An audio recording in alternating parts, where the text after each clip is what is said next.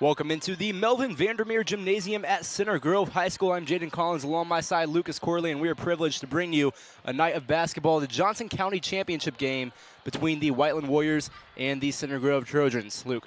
Yeah, I tell you what, Jayden, this is always a fun event. It really feels like just yesterday that you and I were sitting over at Indian Creek calling the Warriors in a similar situation against Center Grove for county championship. The Warriors, of course, winning that one in 2022, and that's what you play for. You know, we talk about Center Grove and kind of, as Coach Gillespie of the tennis team calls them, the evil empire to the west. And you love having these chances to knock them off, especially in big stages like this. Yeah, that final score of the final score of that game was 46-43, and if we get a game like that tonight, oh boy, are we in for one. Now the Warriors have, on a 5-game winning streak, have won 7 of their last 8, and really the turnaround occurred at the Lawrenceburg tournament, the Ray Fernie Classic. First year they held that there, a 12-team tournament where the Warriors placed 3rd. Yeah, and I think really the big switch, and we'll hear from Coach Kangany in a pregame interview here in a little bit, has been the defensive effort. You go back to the first time these two teams met, Center Grove and Whiteland, in the regular season, and a lot of people came away from that game scratching their heads saying, what was that defensive effort? Because it was very poor, and Coach Kangany knew that as well. And now, over the course of the last few games, you go back, you said, to Lawrenceburg, and then you go to the game against Franklin and GCA, they've really ratcheted up the intensity, and that's where it starts, because we know this team could shoot. We saw that over the summer series when they were playing summer games, that this team is going to be a good shooting team. They have a lot of talent on the offensive end, but defense is a choice and one that they've started to make as of late. Yeah, they made it last night, holding GCA, number 6 in 1A GCA, to 47 points in the semifinal. But Center Grove's defense also made headlines last night, holding Greenwood to 48 and scoring 81. Yeah, Center Grove, we know they're a talented team, and that's one thing that I think they've been consistent, a little bit more consistent than Whiteland has, and that's just what makes you a championship caliber team. So I know the Warriors, they're coming in with confidence, which is great, but Center Grove still is going to be the favorite in this game. Now 8-4, we've talked about a couple of those losses in overtime for Center Grove. They play a little bit tougher schedule than Whiteland does, but that doesn't mean anything when you get into these rivalry situations. And it's funny, I go around here, I'm not from this area originally, I'm from Southern Indiana. People say, well, Center Grove's not really a rival because they beat us all the time. I don't care about that. I don't want to beat Center Grove. I think everybody wants to beat Center Grove. I think that's what makes it a rivalry, is maybe they don't care. Maybe it's a one-sided rivalry, but to me, this is a game that has a little bit more importance. Well, you mentioned you chatted with Coach Kangany. Let's listen into that. Really dialing in and playing better basketball. I think a lot of that starts on the defensive end. What have you seen in your guys in terms of the switch defensively and mindset and just effort? So the day after we lost at Seymour, the coaching staff, we came into practice and we were basically like, look, our defensive effort and the energy and the ball pressure, it's just unacceptable. Like, we are too talented to play that soft on that end. And so, we went after them, and I give our guys a ton of credit. They accepted it. They agreed with us. We had 5 really grueling practices before we went down to our holiday tournament at Lawrenceburg. But it kind of set the tone for what we're going to be about and what we need to be about going forward. And so we've been able to, over this 8-game stretch since those 5 practices, we've really been able to, transfer what we've been doing in practice over to the game. And, for the most part, I think we're seeing that even if we break down a little bit in our rotations or some of the fundamentals that we teach, energy and effort really can make up for a lot of mistakes. And so, that's obviously a huge part of why we're doing so well. But, going into last night's game, we scored 63 last night, but in the 7 games previous, we were averaging 68.1 points per game. And I think a lot of that defensive energy and effort was also helping us turn that into offense. Finally, Coach, last time y'all played Center Grove before Christmas, they got out to a hot start, really put the blitz on early. They out-rebounded. They outshot you all from behind the arc. How do you slow them down in this second go-around? What did you take away from that first game that you can use to your all's advantage tonight? Obviously we went back, this morning and we showed our guys, some good and some bad from that first time we played. We've identified, obviously, we got to rebound the ball. We've got to understand that 3 is more than 2, and they hit 14 threes that first game, and they've shot well when you give them that. They usually, credit to Center Grove. They usually try to just take advantage of what the defense gives them, and so tonight, taking away that 3 is going to be, something that we would like to do. We want to force them into contested 2-point shots. Obviously, they're going to make shots. Basketball's not a sport where you shut teams out. They're going to make some shots, but we want them to be contested shots, and we would prefer for them to be 2s, not 3s. But we're a different team. Everybody who's watched us, this season knows, we've flipped a switch, and we are a different team than we were back then. And so we're going to see, what that looks like on the game floor tonight. Best of luck tonight. Let's hope you're cutting down the nets at the end of it. Thanks. We're going to pause just a moment for the national anthem. When we come back, basketball action, the Johnson County Championship on the Whiteland Beat Sports Network.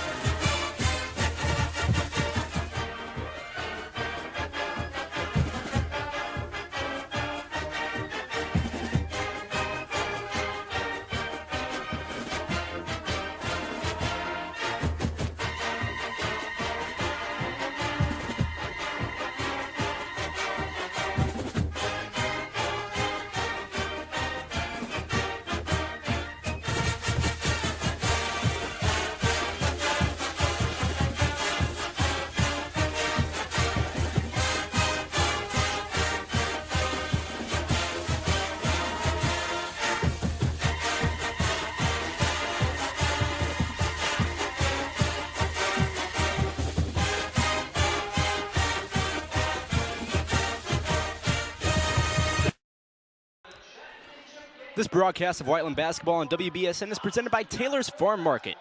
This game is also brought to you by Reese Restoration and by Bailey and Wood Mortgage Lender, proud supporter of Whiteland Athletics. Well, with that, we welcome you into the Vandermeer Gymnasium at Center Grove High School. I'm Jayden Collins, along my side, Lucas Corley. And tonight we have a great game of basketball in hand, a rivalry for a championship between Center Grove and Whiteland. Your starters for tonight's action, we will start with Whiteland. You will have Jazz Banwaite running the point, Wyatt McLaughlin, and then Cole in the middle, Gavin Stubbe and Ethan Edwards, the 2 juniors, definitely running the show scoring-wise. Yeah, I would look for Jazz Banwaite to be the key difference in this one. Can he follow up last night's performance? GCA changed some things defensively that kind of put a stymie on him late, but he got out to a hot start, 15 points in that first quarter last night. And for Center Grove, you have Jalen Bundy, the point guard, averaging 10 a game. Peyton Bird, the 6'7" forward. Joey Smits, a sharpshooter from deep, 56% on the year from three-point land. Then you have Michael Ephraim, they call him Big Mike, the 6'10" junior, and Will Spellman, another forward standing at 6'6". So size definitely going to be a factor for Center Grove. And they do such a good job of balancing their scoring throughout their starting 5. But the biggest thing that the Warriors have to do defensively early in this game is make sure that they're defending the three-point arc. They shoot 48% on the season from deep, almost hard to believe, and 56% from the floor. This is a very good shooting team. Tonight's a good night to see that defense that we've been talking about, how it's improved. How does it hold up against a much improved team? Yeah, I'm looking forward to seeing the matchup between Akol. He's been tested with a couple bigs throughout this tournament, but Michael Ephraim is just a different factor, standing at 6'10". Came from Nigeria by way of Miami, Florida, and he has been a huge part of this Center Grove team, especially last night against Greenwood where he had 14. Well, yeah, and just the size, too. I mean, you look at the stats and maybe it doesn't tell the whole story about his game, but if I'm a Whiteland offensive player, the one thing that you can't do is go into the paint scared. He's going to alter shots just by his presence, but you've got to go and try to get him maybe in some early foul trouble, and we'll see how, too, Akol for Whiteland is able to match up. The rebounding battle will be the biggest thing for Akol, not necessarily the scoring for him down low, but that rebounding. Well, as sure as a playoff atmosphere, ball is in the air, and Center Grove wins the tip with Ephraim. You'll have Bundy in the backcourt guarded by Banwaite. He passes off. Now it's Spellman in the left wing. Bundy straight away. Pass down low to Ephraim. No good on the 2. Shot was altered by Akol and rebounded by McLaughlin. Yeah, that's a big start for the Warriors down there in the post, and Ephraim looks like he might be trying to get his offense going here early. He did so last night. You have Akol straight away for the Warriors. Now Banwaite directing traffic from the right wing. Get down low to Stubbe, right baseline jumper, no good. Cole misses the rebound, and Ephraim pulls it away in the paint. Bundy will run it up the floor for the Trojans. Bundy takes a hard bump from McCool. They'll call a blocking foul.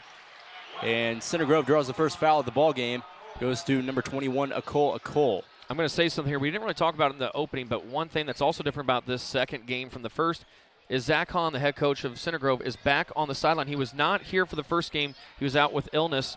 They believed it was COVID, so he was taking precautions there. So you got your head coach back on the sideline for the second matchup as well. A wild inbound pass from Bundy had Ephraim trapped in the corner, but Bundy now on the drive from the left side, and he gets the layup to go for the first points of the game. It goes to the Center Grove Trojans. And that's Bundy's game, is getting to the hoop. He's not going to shoot it from deep. He's only taken 10 3-pointers on the season, so he's definitely a drive and score kind of guy.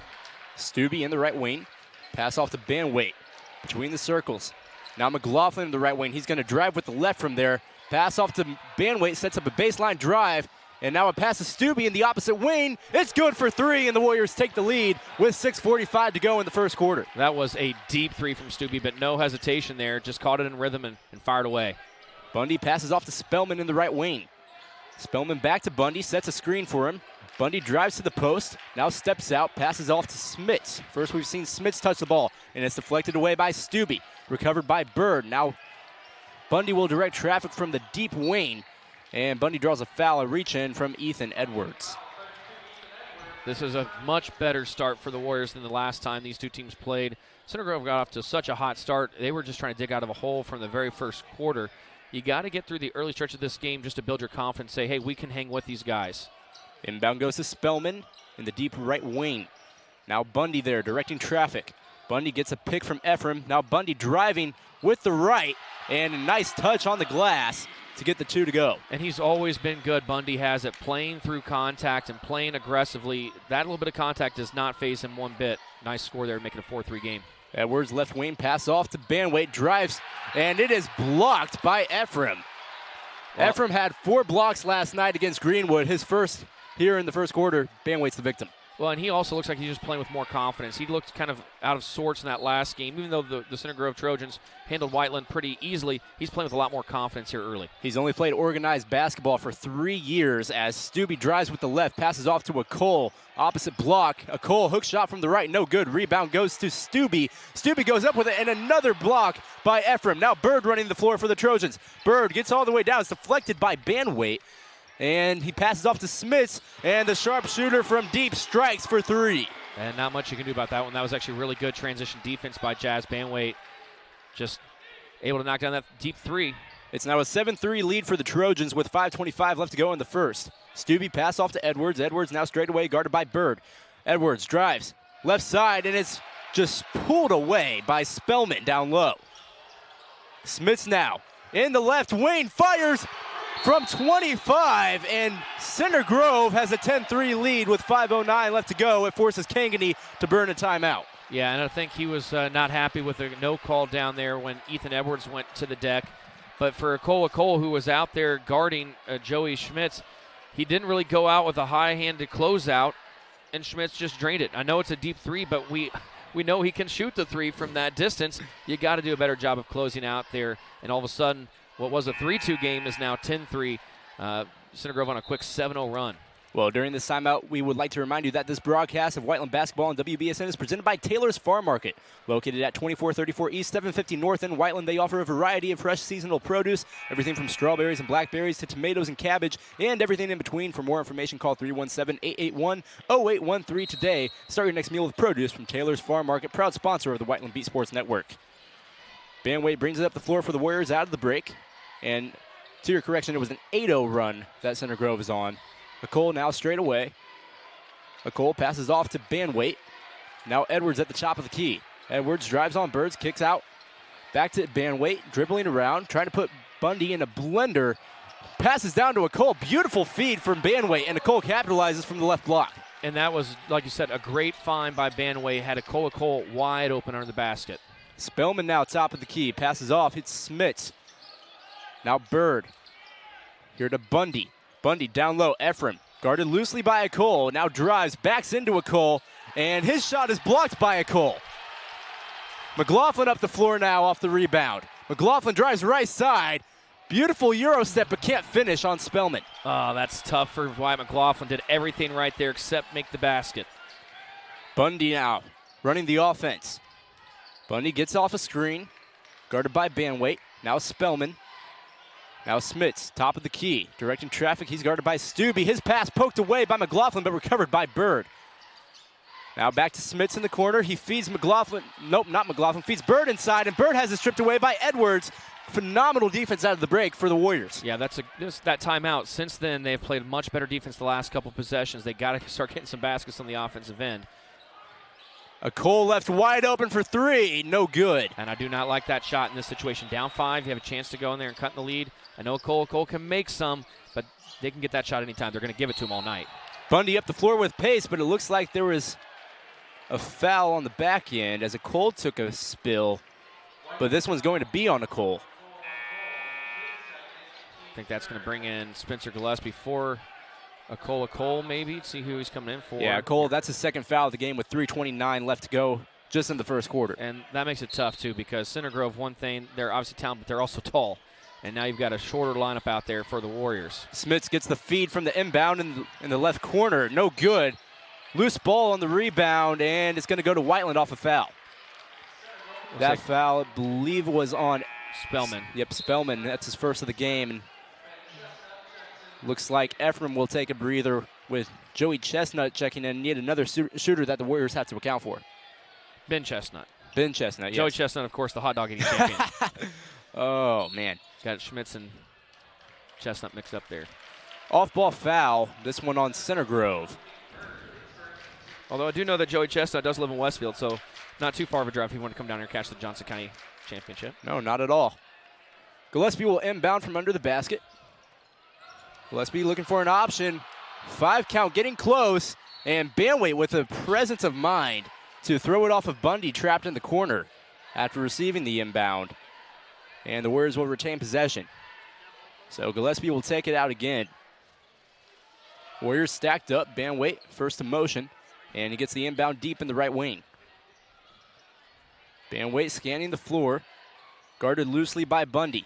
Now Banwait, step back 3 from the same spot. No good off back iron. And Joey Smits with the rebound. Top of the key, it's going to be Chestnut. He feeds Spellman down low. Pass is poked away, though, by Stubbe. Spellman recovers, passes off to Bundy, and his layup is no good from the right block. Defense is keeping the Warriors in this game. It's been a bit of a scoring drought for both teams since that timeout taken by Kangany. Warriors, though, have not been as hot as they normally are from behind the arc. They got to try to maybe get something going towards the basket on this possession. McLaughlin, right wing, passes to Stubbe. Stubbe drives with the left, goes up with it, and gets the 2 to go. And that's exactly what I'm talking about right there. These players are capable of making plays towards the rim. I know they like to shoot the 3, but Stubbe, McLaughlin, all these guys out here can definitely get points going towards the rim. Bird, straight away. Guarded aggressively by McLaughlin. Now Spellman gets the feed down low from Bundy. Spellman right side, and Edwards could not handle the height from Spellman. Yeah, that's just using grown man strength down there on the left side block, just going body to body with Edwards, created a little bit of space for himself, and then was able to knock down the easy one. And Edwards, 6'6", one of the taller Whiteland players, as Stubbe has it stripped away in the paint by Chestnut. And Center Grove's going to try and run the floor. Bundy drives in, right side, and gets the 2 with a soft touch. And Stubbe was a little slow getting back there. I think he got shoved to the floor, and Whiteland fans, rightfully so, wanted a foul. None was given. Center Grove now with a 14-7 lead with a minute and a half to go in the first quarter. McLaughlin driving right side. McLaughlin gets the 2 and a foul. That's a great move by Wyatt McLaughlin. Thought they were going to almost call a travel. He had a little stutter step there, but got his defender up in the air. And that's one thing, too, is with this height disadvantage sometimes, as players do, they think, hey, this is a good opportunity for me to get a block. And if you can use that against them, like McLaughlin did there, you get a chance to create a little bit more opportunity for yourself this time from the line. Well, funny you say that. That foul goes on the 6'1" Joey Smits, one of the shorter players actually in the Center Grove lineup, and he will take a seat. No, pardon me, he will not take a seat, but someone did take a seat. I believe it might have been Bundy who took a seat after that foul, as McLaughlin capitalizes on the and one. Yeah, and I'm looking down at some of these roster heights. I don't know if Gavin Stubbe's 6'5". I'd be surprised. Metter running point now. And a pass intended for Metter, stripped away by McLaughlin. McLaughlin running the floor right side, and his pass and his ball handling is poked away. Now Center Grove on the fast break, and Bird capitalizes. Yeah, that's a tough one there for the Warriors because McLaughlin made the right defensive play and got down the floor, but then was going 1-on-2, and that spin move just had it stripped away. Gillespie dribbles, finds McLaughlin, and it's stripped away again. This time by Joey Smits. Now Smits on the fast break. Passes off Bird, wide open in the left corner, and Bird capitalizes. You know, I'll go to something that I heard someone say last night for the Indiana game, talking about Xavier Johnson. Right now, similarly, White McLaughlin's just trying to do a little too much. Just needs to slow down the game a little bit. 35 seconds to go in the first quarter. Edwards straight away. Passes off McLaughlin, now Gillespie. Gillespie in the right wing. Now Stubbe in the left wing. Coons in the game, his first minutes. Gets it to Gillespie, back in the left wing. Edwards, top of the key. Takes one dribble, passes off to McLaughlin. 15 seconds now. Warriors holding for the last shot of the quarter, trailing by 9. Smart decision here. Hopefully they can capitalize. 10 seconds now. McLaughlin dribbling around to the backcourt. McLaughlin guarded by Chestnut on the switch. Fade away from the right elbow, no good. Rebound Smits. Smits running the floor. Now Bird on the buzzer, no good. Pulls it long. And that wraps up a rough first quarter for the Warriors, trailing 19-10. Yeah, it's definitely better than the last time. I'll say that. There's some good there. There's some bad. The good news is there's a stretch where the Warriors defense really clamped down. No one said this was going to be easy if they were going to beat Center Grove. They're going to have to play longer stretches of that kind of defense. And then offensively, again, getting more going to the basket while also balancing that with not trying to force things, because at times they sort of force a little bit too much offensively, and that leads to bad possessions. Yeah, they forced a lot, and you saw 2 straight possessions where McLaughlin has it stripped away down low. Definitely want some answers that you got to look for on that offensive side. Yeah, and two, when you have an open look, it's sometimes you're so focused on getting the basket. And again, basketball's a fast game. You're making split-second decisions. That last time McLaughlin drove, he had a wide-open Stubbe on the left side wing. He's got to find that pass there. So, again, getting back to maybe settling in the second quarter, find a way to chip away. It's a 9-point deficit. It's definitely not the worst-case scenario for the Warriors, but they've got to start also by guarding that three-point line. We've seen Joey Smits get hot early here in this game. You got to cool him off, because if you're giving up those long three-pointers, it could be a long night for Whiteland. Yeah, now what you got to look out for is in the second quarter last night against Greenwood, Center Grove did a really good job of using their size down low. Now, I don't think they'll have as easy as a time against Whiteland doing that, given Whiteland is a little bigger bodied than Greenwood, but still something you have to look out for. Absolutely. Coons dribbles to the right wing, passes off to Edwards. Now Banwait directing traffic, calls for a screen from Stubbe, draws a double. Now Stubbe wide open, passes up a 3. Rightfully so. Edwards backs into the charity stripe, and his pass down low for Coons is tipped away by Ephraim. Back in the game now after taking the seat in the first quarter. Now Ephraim down low, and making plays on both sides of the court is Michael Ephraim. Well, that's a mismatch all day. Dane Coons caught an elbow to the chin there too, but that's not the defender that you want to see down low on the block. Gillespie pump fakes a 3, side steps, now gets it to Stubbe, baseline drive from the left side, throws it up, draws a foul. Well, and here too is where the Warriors, if you're going to get these fouls, you got to take advantage, make sure you're knocking down your free throws. For the Warriors this season, they're shooting 76% as a team, so that's a good mark right there. And Gavin Stubbe, 84%. Oh, well, looked like they're going to say it was on the floor. Wow. I believe they did say that was on the floor, as Gillespie with the inbound pass to Banwait in the left corner.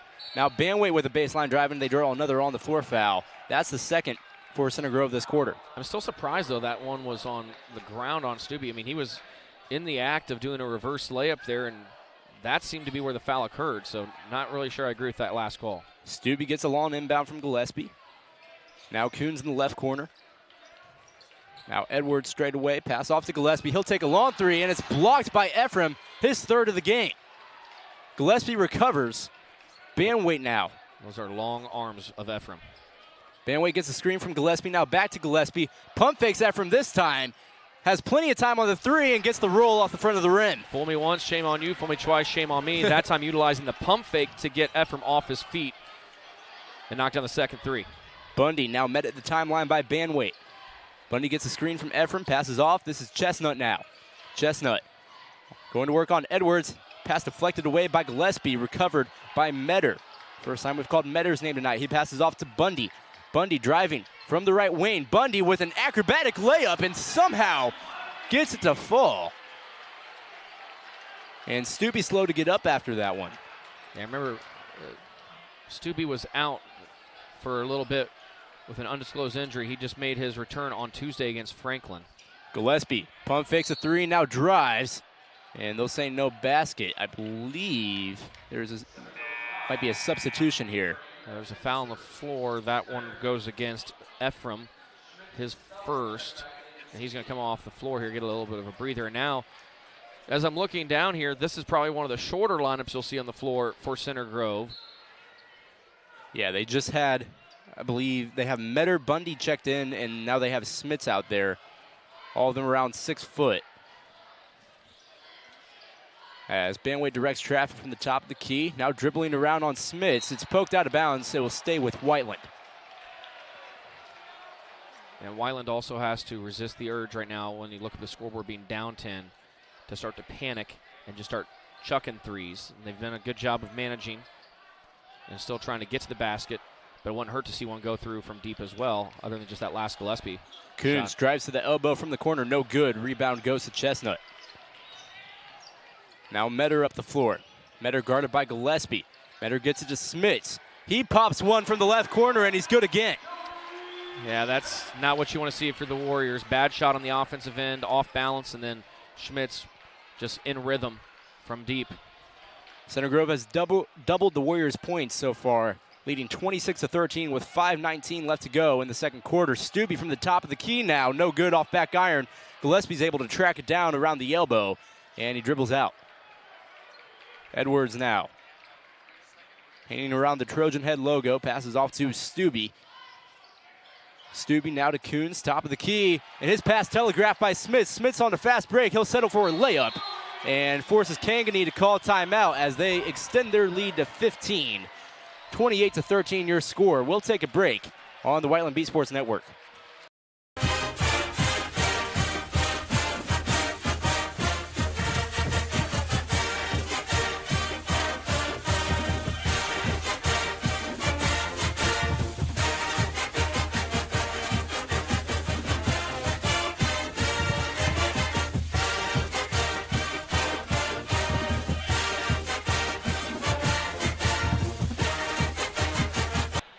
This broadcast of Whiteland basketball is brought to you by Taylor's Farm Market. This game is also brought to you in part by Reese Restoration and Bailey & Wood Mortgage Lender, proud supporter of Whiteland Athletics. Well, Whiteland trailing big here in the second quarter, 28-13 your score as the Trojans lead with 4:55 left to go in the first half of play. Warriors do have possession. Kangani was forced to call a timeout after yet another three from Joey Smits. And now Banwait will bring it up the floor for the Warriors. The problem with Center Grove's offense is there's so many guys can really kill you, but Schmitz is obviously one of them from deep. Banwait in the left wing, dribbles to straight away. Now Banwait calls for a screen from Stubbe. Passes off to Stubbe, pump fakes a three, drives inside and gets two to go. Much better offense there out of the timeout. And the last time Kangani took a timeout, the defense clamped down as well, so let's see what they're able to do here in the final 4:23 of the half. Bundy to Spellman. Spellman in the right wing. Pass to Chestnut now. Now dump off to Bundy. He finds Smits off a great off-ball movement, and Smits hits his fourth three of the game. Yeah, 56% three-point shooter. I mean, that's what he's going to do. That's how he's going to kill you. Banway directing traffic now calls for another screen from Stubbe. Replicates the motion, then passes off to Gillespie. Gillespie in the left wing. Gets it to McLaughlin. McLaughlin now dribbles to the top of the key. He'll pass it off to Edwards, who will drive with the left and draw a foul from Ben Chestnut. Going back to Schmitz for just a second, he's had 119 field goal attempts coming into tonight's game. 70 of those are from deep. So you know that's where he's going to take a majority of his shots. That's about 60%. And that's kind of what he does. I mean, he's their sharpshooter, and Whiteland knows that coming into tonight's game. They've got to find a way. I mean, you just got to play tighter defense on him from the very beginning of the possession. Edwards good on his first try of these two attempts from the line. And as you were saying, Joey Smits, he actually holds Center Grove's record for threes in the game with 9. He's almost halfway there tonight with 4. He went 4 for 8 in the last time these two teams played in the regular season. Like you said, already 4 tonight. So could be a very tough or very hot performance for him. A very tough night for the Warriors defense. Edwards 2 for 2 on that trip. Cuts the lead to 14 for Center Grove as Bundy brings it up the floor with some urgency. Now Smits again for 3. No good this time off back iron. Rebound is tipped to Banwait. Banwait brings it up the floor. And it's a 3-on-4 break for the Warriors, and it's going to be stopped. He passes off to Gillespie. Left wing. Now Banwait pops one from long range, and he gets it to fall from in between the circles. Needed that one. Definitely needed that one. Again, going back to that last game, 14 threes for Center Grove, only 8 for Whiteland. That's kind of the way this game is trending. Again, that's a huge difference maker. Joey Smits in the right wing, guarded by Gillespie. Gets it to Spellman in the post, and Spellman with a nice feed to Smits. And Smits, he's done it from 3, now he's doing it from inside. Yeah, I think that's just kind of where they're sitting there guarding him so closely on the three-point line that he's just able to blow right by that time to get the feed for the easy layup. Smits with 19 points per game on the year, well on the way to that total so far tonight. Banwait driving in from the top of the key, trying to draw a foul. Almost got that one to fall off the top of the backboard. However, it's no good. Spellman with the rebound. Bundy running the floor. Bundy kicks out. This time it's Metter, and Metter's no good. A little bit of a stoppage of play here. I believe they might call a foul there. No, they're giving, I think, a flop warning. Ooh. Because to stop play, although the other thing I don't like about that is he gets a warning, but you've also now stopped the fast break of Whiteland. Now, the Center Grove fans aren't happy. I didn't really see anything. I thought he was just a little off balance on that. Don't necessarily see the need for stoppage of play there, but yeah, flop warning. That's the first time we've seen a flop warning this season as Banwait now runs the floor for Whiteland again. Banwait, top of the key, guarded by Bundy closely. Gets it off to Stubbe. Stubbe thought about shooting. Stubbe will drive with the left and is blocked. No, this is a foul from Joey Smits. This is going to be a very, very important final 2:12 in this half. It was a 14-point lead. It's down to 13. Warriors have a chance to get it down to 11 here, and they're also in the bonus. And I think that's why Coach Hahn kind of is now looking up and saying, whoa, this game's changed a little bit. They're still in control, but this is now a big, big opportunity for Whiteland because that's 5 fouls on Center Grove, 0 for Whiteland. They've got to take advantage here, knock down these free throws. Again, defense, I know Center Grove, they're just a high-octane offense. This is not the defense I thought has been pretty good in terms of intensity tonight. Center Grove's making plays, but if you can get a couple stops here and get this just back to single digits at half, you'd feel pretty good going to the break. Well, we'd like to remind you that this broadcast of Whiteland basketball on WBSN is presented by Taylor's Farm Market, located at 2434 East 750 North in Whiteland. They offer a variety of fresh seasonal produce, everything from strawberries and blackberries to tomatoes and cabbage and everything in between. For more information, call 317-881-0813 today. Start your next meal with produce from Taylor's Farm Market, proud sponsor of the Whiteland Beat Sports Network. So this is a full timeout for Center Grove that they just called after the Warriors gained a trip to the line with Stubbe. Drawing a foul on the left side. Stubbe went out now head to the line, looking to cut this lead to 11 that Center Grove has. 33-20 is your score with 2:12 left to go in the second quarter of play. Give you a quick score update here from some NFL playoff action. Final score, Houston 45, Browns 14. Man, that's a rough way for the Browns to go out. Beautiful story, though. Texans with a number 2 overall pick and somehow turning it around just in one season alone as Stubbe makes his first on this trip to the line, and hopefully the Warriors hoping for a similar turnaround tonight after a rough first half. Yeah, and Spencer Gillespie's been getting a lot of run in this first half as well with Cole on the bench. He's done a nice job of kind of manning that position as Stubbe knocks down a second. I'd be interested to see if Cole, when he comes back in the second half, if he picks up an early third foul, how long Kingney would keep him in. That would be a decision that he'll have to make if that situation arises. Bundy guarded tightly, gets a screen from Spellman, now drives right side, kicks back out. Now it's Metter. Metter in the right wing. Metter drives, passes out to Spellman. Trojans working around to Bundy. Bundy dribbles to straight away and takes it inside. Great Euro step from Jalen Bundy. Hahn wanted a foul over there, jumping mad on the sideline. One thing Center Grove does so well is they just move the ball quickly and get you all out of sorts early on in the possession. Banwait step back 3, and it's good from the right wing. He took it himself that time unassisted, and the lead is cut to 10 for Center Grove with 1:23 left to go in the second quarter. Spellman, top of the key, passes off to Metter. He's guarded by Gillespie. Standing at the Trojan head logo, he drives to the left. Now passes to I believe this is an unfamiliar number in the game. This is number 3, who is unlisted on the roster, and he's called with a travel. See if I can't figure out who we got there. Yeah. Don't have him here on the ones that they give us. Now, I believe when I was watching their broadcast, he got some run last night in garbage time. But could not catch a name as Banwait is now in the right wing. He directs Edwards to the top of the key. Warriors trailing by 10 with 45 seconds left to go in the second quarter. Edwards drives with the right, gets the 2 and a foul. This one going on Peyton Bird. Oh, and now we got a technical on Metter.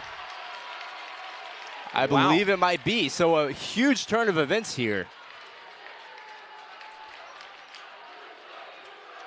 Wow, that is huge. Oh, yes, number 3 is Drake McClurg. I remember hearing that name on the broadcast last night. Drake McClurg, a freshman, standing at 5'10". Well, this is a huge moment now for the Warriors because you're down 7. You're going to get a free throw here, and then you're going to get the technical free throw. So this could be a huge moment as he knocks down the free throw, and they're going to let Ethan Edwards now also take the technical free throws. And on top of that, they're going to get the ball back with 42 seconds left. Yeah, a huge turnaround of events. 42 seconds left, as you mentioned. And Edwards now trying to cut this lead to 5, and Hahn is going to try and freeze him with a timeout, perhaps. No, I think he's getting a warning now. Wow.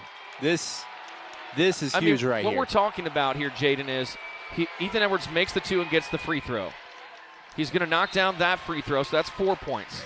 He knocks down this one, it's 5 points, and you're talking about a potential to now get the ball back and hit a 2 or 3. You're talking about a 7 or 8 point swing all in the course of about 15 seconds. This is a wild change of events, as just minutes ago, Edwards knocks down his 3rd. Just minutes ago, the Warriors were trailing by 13. Yeah, I think the largest lead was 14, if I'm not mistaken. So, wow. I mean, it is now a 4-point game. If I'm the Warriors, I'm not worried about holding for the last shot here. 42 seconds. You can get so focused on that you end up turning the ball over. I'm going to my normal offense. If Center Grove gets a shot late, so be it. But trust my offense to play within its own rhythm and system and speed. McLaughlin at the Trojan head logo. Doesn't look like they're going to take my advice, though. 25 seconds left to go. McLaughlin drives to the right. Passes off to Banwait. Banwait resets the offense. Standing near the midline, now pressured by Metter. Banwait directing traffic. 11 seconds now. Banwait loses his dribble, recovers, gets to Edwards, top of the key. He pump fakes. He's going to fire one with 7 seconds left. No good off front iron. Rebound goes to Metter. Now Bundy will chuck it up from near half court. No good off to the right. And the Warriors finish that half. Like you said, a big swing, but can't capitalize on it. However, only a 4-point game right there. Huge in those final 2:12, like you said, very important. And the body language is taking a 180 shift. All of a sudden now guys are walking back and they're clapping. They're looking good. That's huge. I don't like that last shot there by Ethan Edwards. I don't think he knew how much time was on the clock because he chucked it up with about 6 seconds left. And he had Stubbe right behind him that he could have dished off to. Yeah, and perhaps some deception from that Center Grove student section, counting down a little bit before the clock actually hit 0, trying to buy their offensive chance at the last second bucket. But some gamesmanship there. And Center Grove not very happy going into the locker room. They did not like those calls from the refs, as you can see with the technical foul, and then Hahn also getting a warning. Well, that's composure as well. That's where you have to have composure. And you get the foul and one. Okay, now you say something, the referee tees you up, and then even composure from the coach. I know Hahn did not get teed up there, but he was given a warning. So this is a good break probably for the Trojans as well to take a deep breath and say, guys, we were in control of that game. It was our composure that allowed Whiteland to get back in it. But now it's a 35-30 game. I guess did they take a point off the scoreboard there? Was it 35-31 there? I believe it was 35-31, and now it's knocked down to 30. So I guess someone missed something. But still, either way, 5 points. You're right back in this game. You love to see it. Yeah. Well, we're going to go ahead and take a break for halftime. We'll come back a little bit earlier, try to get some scoring perhaps, or just a recap of what you might see in the second half. This has been a wild game so far, huge swings of momentum, and we hope to get you the rest of it after this break on the Whiteland Beat Sports Network.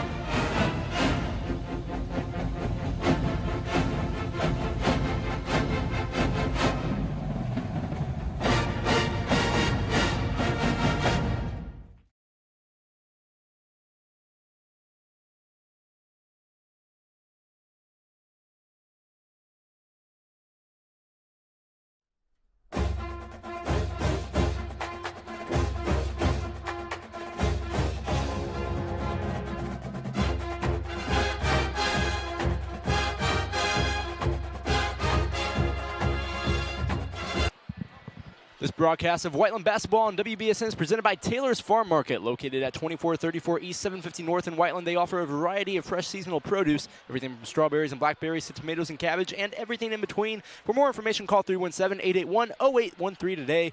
Start your next meal with produce from Taylor's Farm Market, proud sponsor of the Whiteland Bee Sports Network. This game is also brought to you in part by Reese Restoration and Bailey & Wood Mortgage Lender, proud supporter of Whiteland Athletics. Well, we welcome you back into the Vandermeer Gymnasium here at Center Grove High School. I'm Jayden Collins, along my side, Lucas Corley. And Lucas, you have first half scoring for us. Yeah, we'll start with Center Grove, 35 points in that first half. They lead 35-30. Leading the Trojans is Joey Schmitz with 16 points. He's already hit 4 threes in this game. Jalen Bundy with 10. Peyton Bird with 5, Michael Ephraim with 2, and Will Spellman with 2. And for the Warriors, leading them in scoring is Gavin Stubbe with 9. Ethan Edwards has 7. Jazz Banwaite with 6. Spencer Gillespie and Wyatt McLaughlin both with 3. And Cole with 2 points. So 35-30 our score here at halftime. And Jayden, really, we can thank Center Grove for allowing us to get back in this game, because Whiteland looked really out of sorts at times in that first half. I've liked the intensity, but the body language, that was they were kind of saying, hey, we're down 14, but then one play changes everything. We'll see if that play, the and one for Ethan Edwards, that then there was a technical, led to that switch. We'll see if they can take that little bit of momentum and carry it in the second half, or if Center Grove is able to regain momentum, kind of regain their composure here in the second half and retake that lead, or rather build upon that lead once more. Yeah, now something to note, Center Grove was up 11 at halftime last night against Greenwood. They were not satisfied with that. They came out full blitz, full court press in the third quarter, and it rattled Greenwood to their core, as Greenwood only scored about 27 points in the second half, but I think Center Grove had about 50 or so. Yeah, well, I think, too, that's where it goes back to when you talk about the teams that have been here before, right? Whiteland has been here before. They won the county championship 2 years ago. Last year, it was Center Grove that won the county championship. So there's still players on this Whiteland team that remember winning that. Jazz Banwaite would be one of those guys. Ethan Edwards was only a freshman. Cole, another one of those seniors. And Wyatt McLaughlin was a part of that. So maybe not as many people that were having impact roles besides maybe Banwaite and McLaughlin. But at the end of the day, Center Grove, they are a team that has got that in their DNA about building on those leads, about coming out, and a lot of that starts with, the way they're coached. Zach Hahn is a good coach. I like Coach Kangney for us over on the sideline, what he's been able to do with the team this year, especially turning around since that Seymour game. But when it comes to Center Grove, man, they just really know how to put a foot on the throat and just crush in the second half. And it's going to be Whiteland really expect them to take some body blows here, but can they withstand those body blows and find themselves in a situation to make a run and get back into it late? Well, I'll tell you one thing. We can't see the same second-half team from Whiteland that we did last night, where they almost let GCA back into the game. Luckily, they made enough shots to silence their momentum. However, if they let CG kind of put their foot on their throats a little bit, we could be in for a long third, fourth quarter. No, we need the Whiteland that showed up Tuesday night against Franklin. Yes. Down 10 at halftime against Franklin and just fought back. And I'll tell you who else needs to show up here in the second half. Student section. That was a big part of Tuesday night's win over Franklin. That's obviously the rivalry that everybody talks about. But again, this is a team that everyone wants to beat. And as this game gets going and Whiteland comes out here, that student section has to find that same energy, and the players feed off of that. They fed off it on Tuesday night for sure. Let's see if they can get behind these guys. But Whiteland has to feel good. But you can't come out of the half saying, hey, we're down 5, that's all we got to do. No, you got 16 more minutes of basketball that you've got to play tough and come out here with some fire. Starters back out on the floor for both teams. Bundy takes the inbound as Center Grove opens up with possession. And Spellman down low. He'll draw a blocking foul from Edwards on the left block. Yeah, I think Edwards was maybe trying to draw a little bit of a charge, and instead he hits the deck and gets called for a blocking foul. Spellman down low again, and another foul. This one on Edwards again. Not good. That's his third of the game. So he's still fine here with 3 in the second half, but that's early. We're 12 seconds in, and you've picked up 2 fouls. And I know he's just trying to keep that size of Spellman out of the post. You can't commit fouls like that. Ephraim, no good on the right side, and fouled by a Cole here. And now a Cole and Edwards both have 3. Ephraim will head to the line. where he is shooting. They're actually, sorry, Jay, they're going to get Wyatt McLaughlin, so just his first. They got McLaughlin on a reach in there from behind, I think. Gotcha. So Ephraim will take 2 shots at the line, and pardon me if I'm wrong here, but on my note sheet it says 27% on the year from the charity stripe. I could be off the mark, though. No, that's what I've got here, 4 for 15, but knocked down that first one. Yep. And gets a lucky roll from the front of the rim there to go 2 for 2 on that trip. Well, so stretches the Center Grove lead to 7 points, and Banway brings the ball up the floor. You got Stubbe top of the key. Now McLaughlin here in the left wing. Pass back to Banway, dribbles from straight away to the right wing. Pass off to Stubbe. He takes the 3 from the top, and it's good. I love that shot from Gavin Stubbe. It's in rhythm. He's not thinking. He's catching. He's shooting. There is no hesitation, and he just drains it to make this now a 4-point game. Bundy now met at the timeline by Banway, and there is a foul down low. It was Spellman who was tangled up with Edwards. We'll see who they call it on. Kangany was up in arms on the far bench. If this goes on Edwards, this is not good. That would be his 4th foul, 3 in the first 45 seconds. The refs are conferring. And they'll say it is on. Okay, it's on McLaughlin. McLaughlin. And now why McLaughlin's saying what? I wasn't even anywhere near the play. And now the refs are chatting again. Which Wyatt McLaughlin's throwing his hands up saying, I don't understand that, which I get. But Coach Kangany in the sideline was clapping saying, oh, thank God that wasn't on Ethan Edwards. Yes. Because McLaughlin can afford the foul. Ephraim drives down low on a Cole, and Ephraim just way too big-bodied for a Cole to handle right there as he gets the easy 2. Now McLaughlin drives in right side, kicks out Stubbe in the corner. Stubbe dribbling, post moves, hands off McLaughlin. McLaughlin dribbles to the elbow, draws a foul on the reach. This is Joey Smits. This is Kangany's having words with the officials right now about that last call. They already teed up Center Grove as Smits gets his 3rd foul of the game, but Kangany has to really watch himself here. Well, and the officials, too, are going to need to get a little bit of it. This game's getting, I wouldn't say chippy. It's getting pretty physical, though. A lot more physical than we saw in the first half. Cole takes the inbound, spin move from the top of the key. Stops at the elbow, passes out to Banway. Banway directs traffic from deep in the backcourt. Banway kicks out to Stubbe, passes up a 3, now feeds Edwards. Baseline drive from the left corner, and Edwards goes up for the slam. Slam. Slam, Air yes. quotes around slam. he had it was a dunk. We'll call it a dunk. But again, Warriors are now, they're playing a lot better here. I know that the fouls, 4 fouls here, but they're playing a lot better. And that's the foul. You can't commit. Oh, boy. Ethan Edwards came all the way out to half court and reached, and he knew it immediately. And that's his 4th foul. And Spencer Gillespie, without Ethan Edwards even getting a chance to take a breath, is going to be coming in. Well, he'll have to wait till after the free throw. Because it's now, and this is the other bad thing Jayden was going to mention just a second ago. 5 fouls in 1 minute and 36 seconds. They're going to be shooting the bonus for the remainder of this quarter. Wow. 6 minutes and 24 seconds in the bonus. That's something you can't have. Bundy no good on his first try. Gosh, 4 fouls on Edwards. That is 3 of them. Again, 3 of them in this 3rd quarter. Bundy half and half from the line this season. It's a little surprising for a guy that shoots the ball so well. I mean, again, he's more of a drive and shoot guy, but knocks down that second one, so true to his percentage. And now Center Grove's going to bring a little bit of a zone press here, full court press. Stubbe's able to get it across the timeline. Plays hot potato with Gillespie.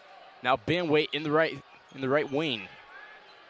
2-3 zone here for Center Grove as well. They're dropping back. Stubbe dribbles from the top of the key, passes off to Gillespie. Gillespie almost draws a double there. Now Banway left wing, back to Stubbe. Now Gillespie. Gillespie dribbles to the charity stripe, tries to feed a Cole, but it gets poked away. Now a 2-on-1 fast break. Smits throws a oop, and it is poked away by Stubbe. So Center Grove trying to get fancy, but to no avail. Both teams with bad turnovers. There's a bad pass by Gillespie on our end, and that was just a bad decision to try to alley-oop there when he had a wide-open layup. Banway to McLaughlin straight away. McLaughlin dribbles off a screen from Gillespie. Feeds Stubbe in the corner. Stubbe's pass tipped, but McLaughlin does recover. Now Gillespie straight away, back to McLaughlin. He shoots a 3 from the right wing, no good. Rebound Bird.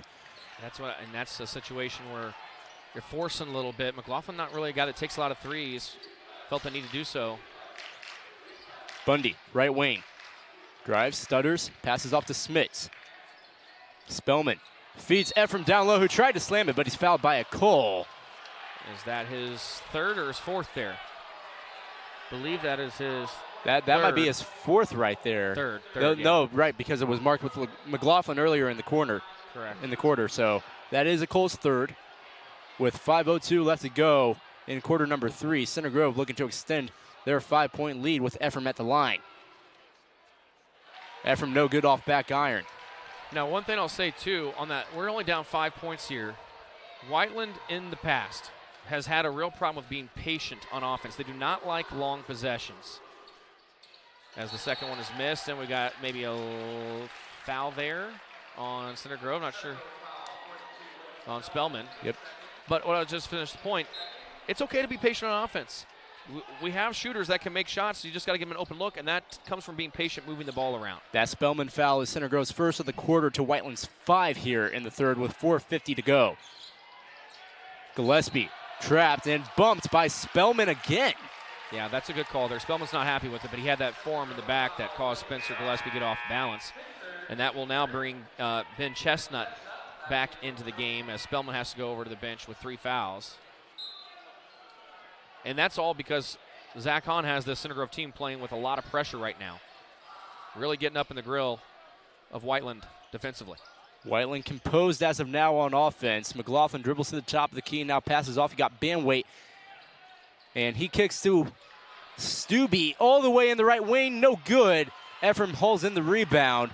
Draws a quick double, now hands off to Bundy. Bundy will run the floor as Whiteland relaxes the pressure. He finds Bird deep in the left corner. No good, just rims out. Cole fighting for a rebound. Ephraim went over the back, no call, and Banway somehow strips it away in the paint. I mean, every Whiteland fan is on their feet stomping and yelling because that was over the back. It's not over the back initially. It is whenever a Cole tries to come down with it, and Ephraim is like hanging on. Stubbe, left elbow, spin move, and draws a foul from Ephraim. I think this game, Jayden, I don't know if you feel it too, the tone of this game has shifted so much from the first half. This game is now becoming a knockdown, drag-out fight here in the second half. Yeah, and I think even in the presence of the crowd, everyone kind of took a minute to get to their seats at the start of this game. Now it's definitely feeling like a playoff atmosphere. And you know Indiana high school playoff atmospheres, oh boy, we're in for one. As Stubbe knocks down his first from the line on this two-shot trip. Team's got to play smart, though, too, because these fouls will start. Oh, Cole and Ephraim are getting a little chippy there, too. Stubbe 2 for 2 on that trip. Cuts the Trojan lead to 3 with 3:56 left to go in the third quarter of play. 40-37, your score. Bird at the top of the key, guarded by McLaughlin. And this is a foul on Bird. This game they're tightening up the officiating now, and now we got 10 fouls. Both teams are getting the bonus now. The Warriors 10 fouls, and there's 3:51 still left to go in the third quarter. Banwait will now bring it the floor for the Warriors with a chance to tie the game. Can you believe this? A 3-point shot will make it 40 apiece. Patient offense. Find the open shot. No need to force here. Banwait standing at the Trojan head logo. Now McLaughlin in the right wing. McLaughlin dribbles it straight away, passes off Stubbe right wing. Stubbe loses his handle, and Gillespie somehow recovers it. Now Coons in the corner for 3. No good, just rims out. Metter with the rebound. Bundy up the floor. Bundy dribbles to the left wing. Bundy now to Bird. High pass at the top of the key. Metter, he swings it to Smits for 3. No good off the back of the rim. Now Metter recovers at the top of the key. Metter to Smits, wide open. Good closeout from McLaughlin, but it's no problem for Joey Smits. Fifth 3 of the game for Joey Smits, and that one is a big one for Center Grove to kind of retake a little bit of momentum here for just a moment at least. Yeah, and back up to 6. They extend the lead to, like you said, 6, 43-37 with 2:50 left to go in the third quarter. Banwait calls for a screen. Now swings it around, and the pass is telegraphed by Smits. Smits on the fast break. Stubbe tried to foul, but Smits gets the 2 regardless. Good timeout here by Coach Kangany. 2:39 to go. All of a sudden, within 3 points, now it's back up to 45-37. The Warriors had held Smits at bay until about the last 30 seconds of this third quarter. And now the Warriors are forced to call timeout, looking for just a little bit of momentum as they now trail by 8. They had it as close as 3. 45-37 your score with 2:39 to go in the third quarter. Yeah, and one thing I'm looking at here is that last game that the Warriors took on Center Grove in the regular season. One of the big things, and we talked to Coach Kaney about it before the game, was rebounding, because Schmitz gets that, 2-3 looks there at that 3 and finally knocks down the last attempt. That last game, the Warriors were out-rebounded 30-14. And that's why it was such a big emphasis coming into this game. You got to hit the boards. I know there's the size disadvantage. It's tough, but you can't keep giving them opportunities because eventually they're going to knock them down. And we're in a big moment here in this game. The Warriors can get back on the offensive end and get a basket here. Okay, let's ease back into this. But if not, and Center Grove is able to maybe extend this lead back to double digits, it could be a long rest of the night for the Warriors. So this is a pivotal moment here with 2:39 to go in the third quarter. Well, in order to do so, they have to have a similar 2:39 as they did at 2:12 at the end of the second quarter, where they kind of cut a 14-point lead all the way down to 5 heading into the break. They need to do the same thing right here, trailing 45-37 with 2:39 left to go in the second quarter. Gillespie up the floor, zone pressure again from Center Grove in the backcourt. McLaughlin gets it across the timeline, splits a double. Now McLaughlin driving with the right, driving in on Chestnut, but he leaves it short on the layup. Gets a steal, however, from Bundy and draws a foul on the floor from Chestnut. So great defense right there from Wyatt McLaughlin as Bundy tried to save it under the basket. And McLaughlin will draw 2 shots. They say it wasn't on the floor. No, bonus No, here. bonus shots here. You're right. So 2 shots for Wyatt McLaughlin. As Center Grove now has 5 straight fouls. So Whiteland had 5 fouls, Center Grove had 0. Now it's 5 apiece with 2:22 left to go in the third quarter. Both teams in the bonus. McLaughlin first free throw is good. McLaughlin only a 59% free throw shooter on the season.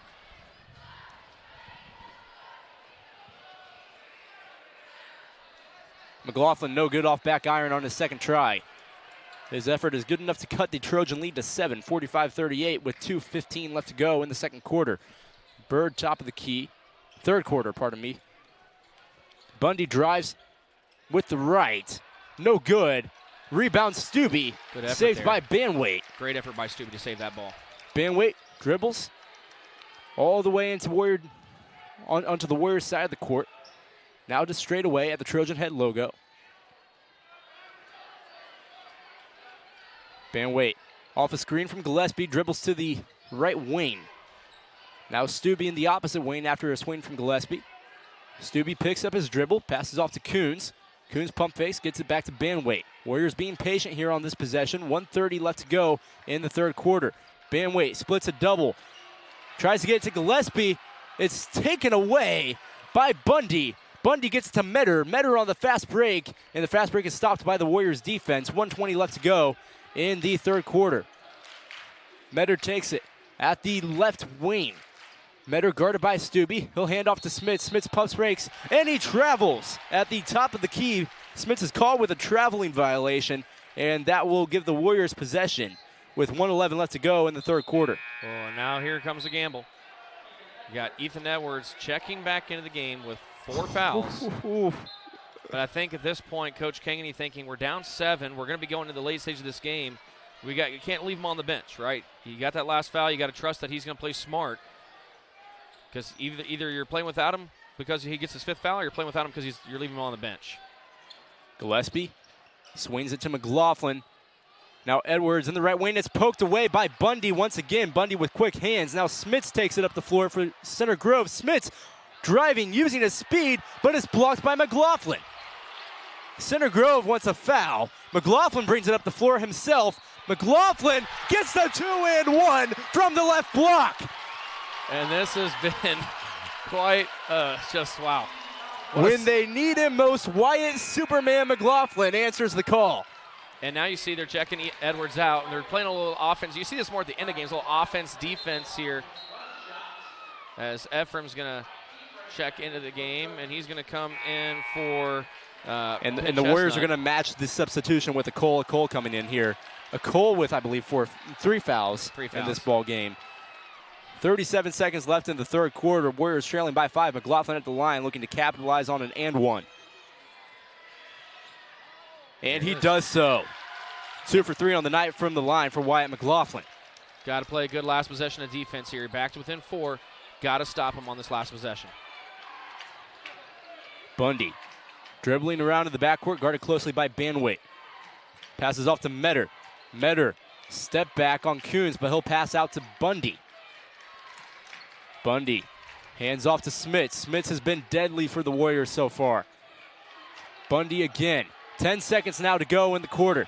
Bundy with a little urgency.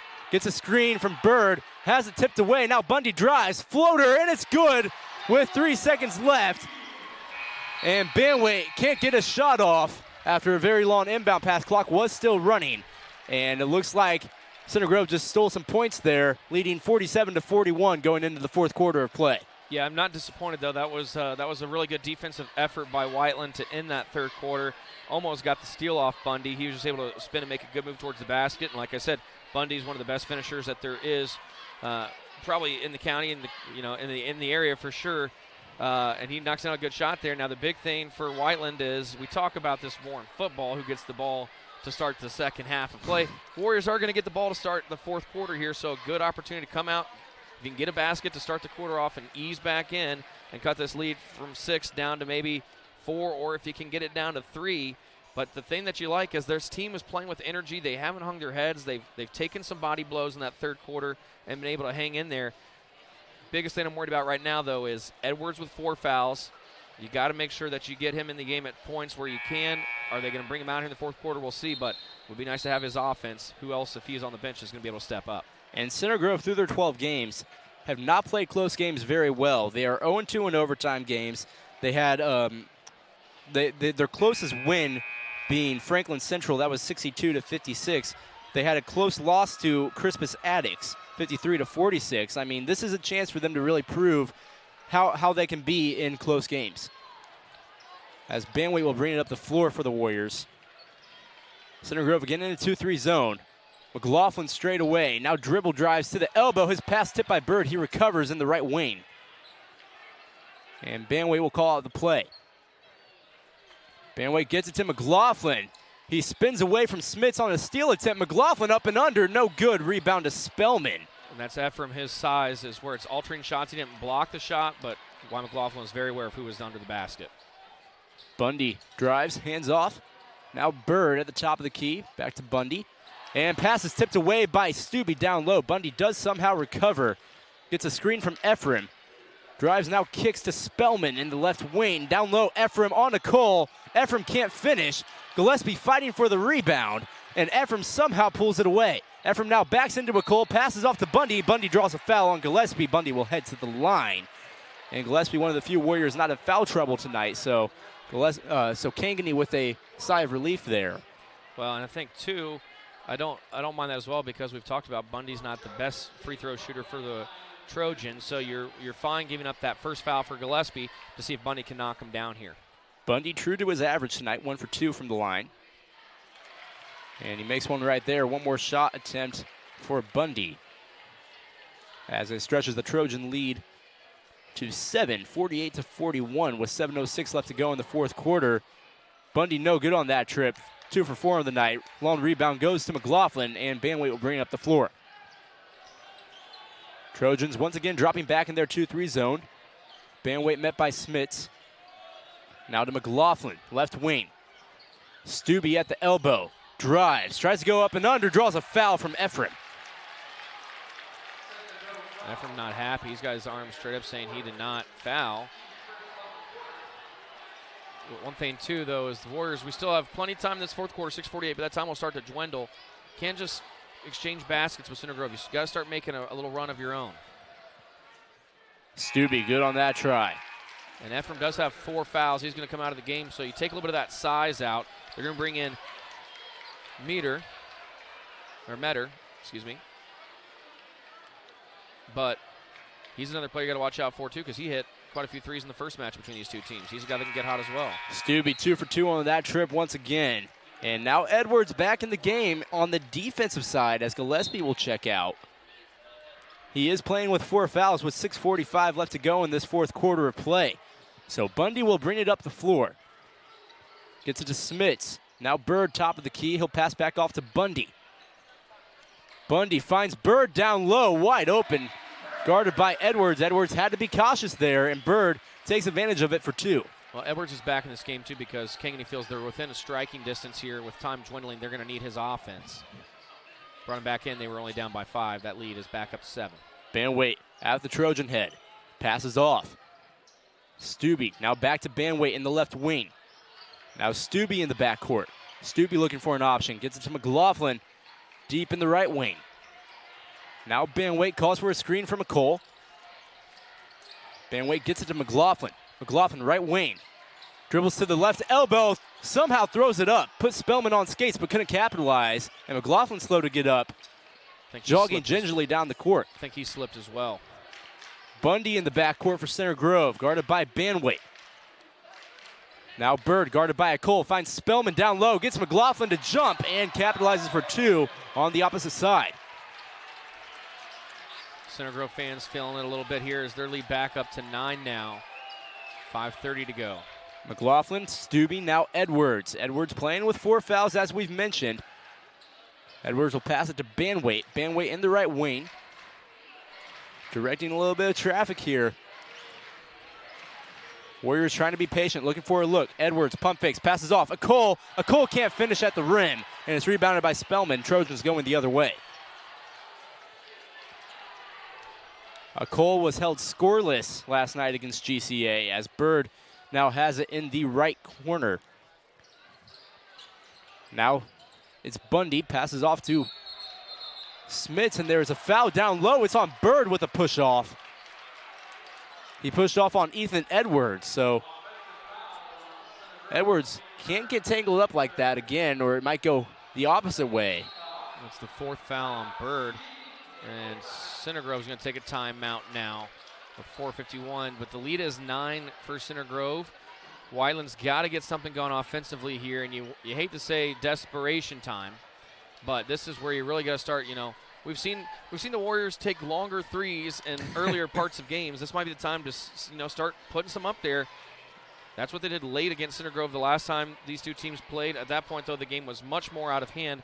You're still within striking distance, but time is starting to wane in this game. Opportunities are starting to become fewer and far between. And for Kankakee, you really got to dig deep in that playbook and look what you got against a 2-3 zone, because Center Grove, they have a 2-3 zone up, but they're really pressuring heavy in the backcourt. Yeah, absolutely. I think the biggest thing is, too, the Warriors are doing an okay job of getting it into the center of that zone, but they're just having trouble finishing when they get in there. We saw McLaughlin slip and fell. Cole missed one from point-blank range there, and again, some of that size. Center Grove is very good at getting to the ball quickly, even after the zone is broken down a little bit. Well, there is a correction. They have Bird with 3 fouls instead of 4, but Bird with 3. Ephraim, I believe, has 3 or 4. Ephraim has 4 based on what was last shown on the scoreboard. Ephraim has 4, and with him on the bench, we'll see if Whiteland can take advantage of that soft spot in the 2-3 zone, as you mentioned. They send Bird back out, playing with 3 fouls here. 4:51 left to go in the fourth quarter. Banwait will bring it up the floor. Trojans still sitting in that 2-3 zone. Banwait calls out the play. He feeds McLaughlin at the elbow. Now McLaughlin driving right side. McLaughlin spin move, can't finish again. Spellman in the middle. There's times for McLaughlin that is like an automatic shot, automatic 2 points. Tonight's just not been that kind of night for McLaughlin. Metter, guarded by Stubbe. Metter dribbling around in the backcourt, dribbles to straightaway. Now gets Bundy, top of the key. Bundy dribbles to the wing. Now Metter, back off to Bundy. Metter in the left wing, pump fakes, drives, gets it to Spellman, and Spellman finishes, and the lead is back up to double digits for Center Grove, 54-43. McLaughlin drives to the top of the key, passes out to Banwait. Banwait with a floater from the right elbow, no good. Tipped around and rebounded ultimately by Smits. Now Smits feeds Bird, left corner 3, and it rims out. Spellman tries to get the 2. It goes off of a Cole. Yeah, And the Trojans will retain possession. Warriors have just gone a little bit cold here over the last couple possessions. And Center Grove is still getting out and running. They can sense blood in the water right now. I think that's why Bird decides to take that 3. And Bird will get the 2 here to stretch the lead to 13. Hasn't been this big of a lead since the second quarter of play, where the Warriors were able to bring it back down to 5 before halftime. Edwards now takes a 3 from about 30 feet, and that one falls off the front of the rim. So like you said, desperation time now for the Warriors. As Bundy gets the rebound, he'll bring it up the floor, guarded by Banwaite. And Edwards is able to tip a pass away, playing aggressive with 4 fouls. He forces it into the Center Grove backcourt, and a foul called on Banwaite right there, and Edwards looks a little hobbled. And I'm fine with that effort there from Edwards. You hope he's okay. I think maybe just knee on the floor there. Yeah, walking gingerly, trying to work that knee. Yeah, even with the 4 fouls, it's not like you can take that 5th one with you after the game. So playing aggressive here in the final minutes. Bundy will take it out for Center Grove, leading by 13 with 3:11. Score 56-43. Gets it into Metter, pardon me. And now Bundy is wrapped around by Banwaite. Banwaite, that's only his 2nd foul of the game. So he has the green light to foul. And the Warriors trying to get Center Grove into the bonus and perhaps get their worst shooters to the line. Yeah, they're going to try to extend this game. And you got to start doing it now at 3:06. But if Center Grove's able to hit their free throws, it'll be pretty much over, I'd say, at this point. 13-point deficit, 3:06. Whiteland, I don't believe, has but maybe 1 timeout left, so there won't be a lot of chances to stop the clock either. Edwards checks out in favor of Coons. Edwards met immediately by the trainer at the bench. Metter, now Smits, drives right side. Gets it to Bird, who has a nice feed in the corner to Metter. No good for 3 as he tried to put the dagger in. And looks like McLaughlin with the rebound. Banwaite, pull-up jumper at the elbow. No good. Rebound goes to Smits. Once again, Warriors being out-rebounded here. Metter on the fast break, goes up for it. And he converts for 2 and 1 on Stubbe. And Center Grove can feel it. Yeah, and the Warriors, give them credit, they have held tough for about 3.5 quarters. It is really just the late stages of this 4th quarter that made all the difference in the world.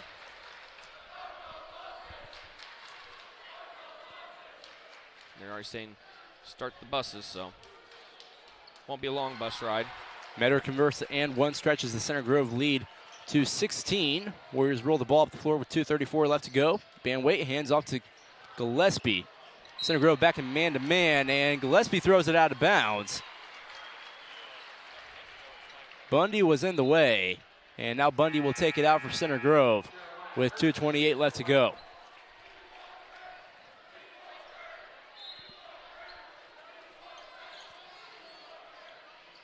Metter takes the inbound.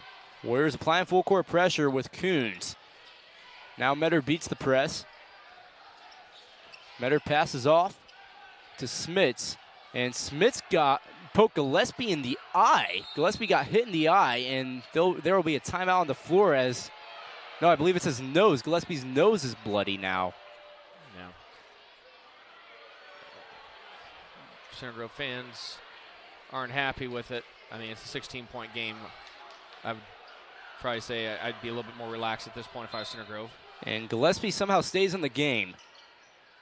As Bundy with a long inbound down low to Spellman. Spellman right side gets the 2 to go. Yeah, and this the disappointing thing, and the players don't necessarily think about it, but just if anybody's casually looking at the score, the final score is not going to really tell how close this game was. Stubbe leaves the layup short on the left side. As we're now to an 18-point game. And the Warriors really did everything they could to fight and claw their way into this game.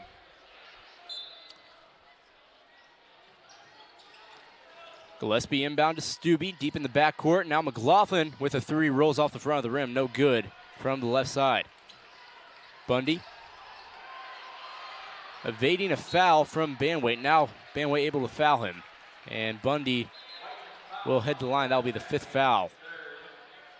It's been they haven't scored, it feels like, in the last maybe 3 minutes or so. At one point it was, 40 46, 43, or 49, 43. I think they were back within 6, and it's just been the run for the Trojans that has kind of put this one out of reach. Bundy makes his first. If only we had live stats so that we could get that information. We'll get on that. So we can get that for future games.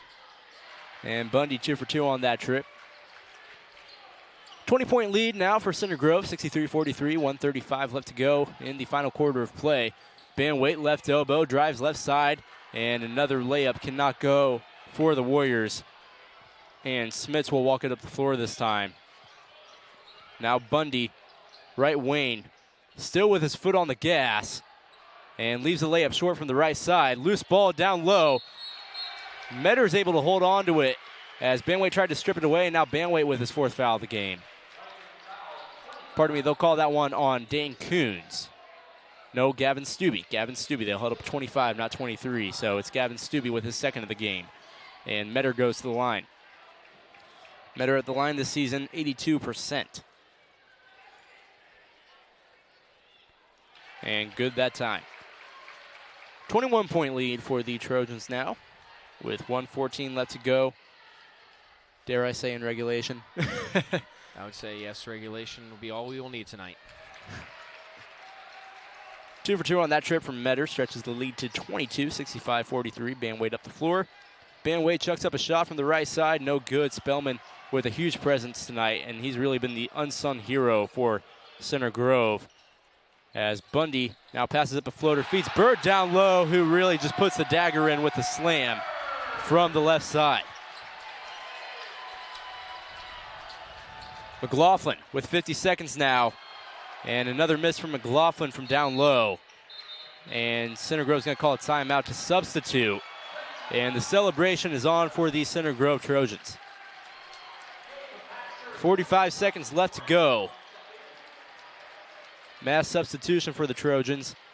And now Jeremiah Hurt has been checked in. Peyton Williams checking in for Whiteland.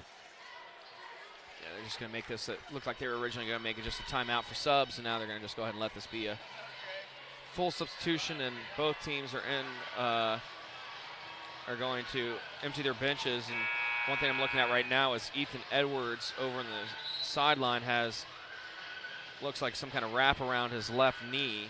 So not good to see when you come away from this one. Good news for the Warriors is they will have a long break. They will not be playing again until next Friday against Franklin. And honestly, I think that's a good time in the schedule to have Franklin, because you come out here, you play a tight game against Center Grove. You have a little bit of a disappointing finish in the end of this game, but now it's like, hey, let's turn around and stay focused, play that good basketball, because we've already beat Franklin once. We played tough against Center Grove for majority of the game. We don't think the final score necessarily told the story of this one. So Franklin next week, good chance to get back up for a big opponent. Ephraim down low, guarded by Williams, and draws a foul. It's a blocking foul on Williams. Poor Peyton Williams, too. Come off the bench, and your first assignment is to guard Michael Ephraim. Have fun. Yep.